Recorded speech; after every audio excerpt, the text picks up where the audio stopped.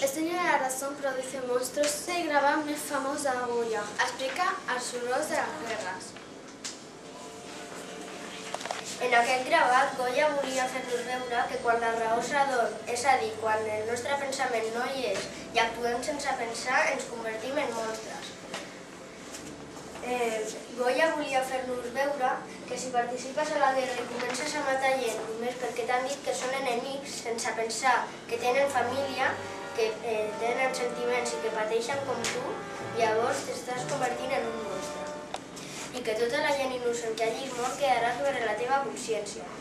En aquest gravat podem veure una figura humana indefinida que no mostra el seu rostre, perquè no és ningú en concret, sinó que és qualsevol de nosaltres. També hi ha 19 animals representats de manera realista. Són mussols, gats i ratpenats, animals nocturns, de la foscor. Algunes figures estan difuminades i d'altres ben delimitades. Com que no està en cap lloc concret i no hi ha cap paisatge, la perspectiva només la veiem en els ratpenats més grans i més petits. Hi ha ratpenats que són més grans i altres que són més petits, i altres que són més limitats i altres més difuminats. I donen més profunditat o més llunyania. Es acomuna a la meitat inferior del gravat i així com a la cantonada superior dreta els animals. I a la cantonada esquerra hi ha un buit total. Goya, veient tanta barbàrie i decebut per l'estupidesa humana, es va aïllar a casa seva, la Quinta del Sordo, a Madrid. La seva vida havia arribat a un punt culminant. Es va aïllar i desesperar. Per això va produir les seves obres d'art més profundes. Al final de la seva vida, abans d'anar a França, on va morir, va pintar a casa seva les pintures negres, últimes, misterioses i tenebroses, que mostra el seu últim caràcter estrany.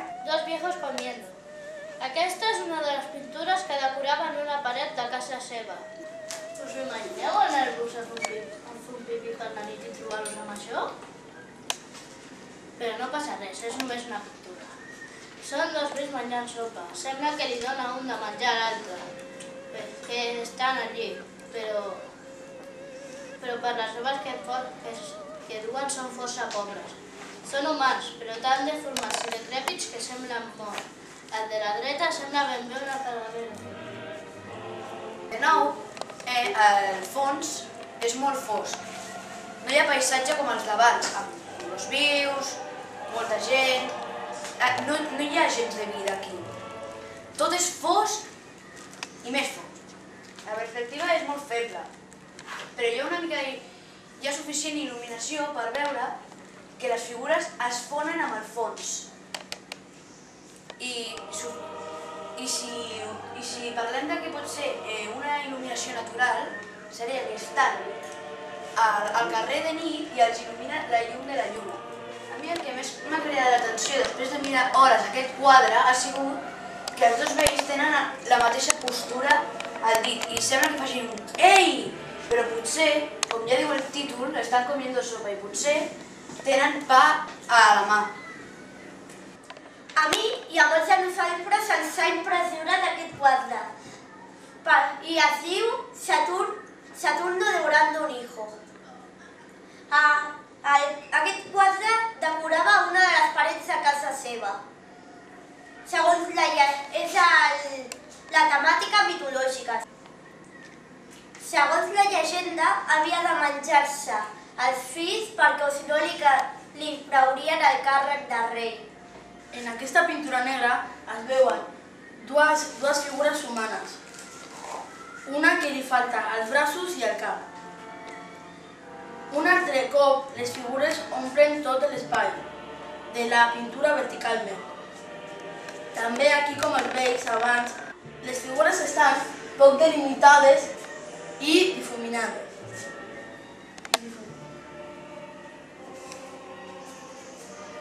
I deformades per tot el cos. Els colors que dominen la pintura són el negre, el color cald i el vermell sal. pintura és molt impressionant. La gran majoria de quadres estan al Museu del Prado, a Madrid. Esperem que us hagi agradat la nostra presentació de Goya, com tant a nosaltres haver-ho descobert. I si alguna vegada aneu a Madrid, busqueu els quadres de Goya, al Prado. Us impressionarà encara més en directe. I si no podeu anar a Madrid, teniu el consol d'anar a internet.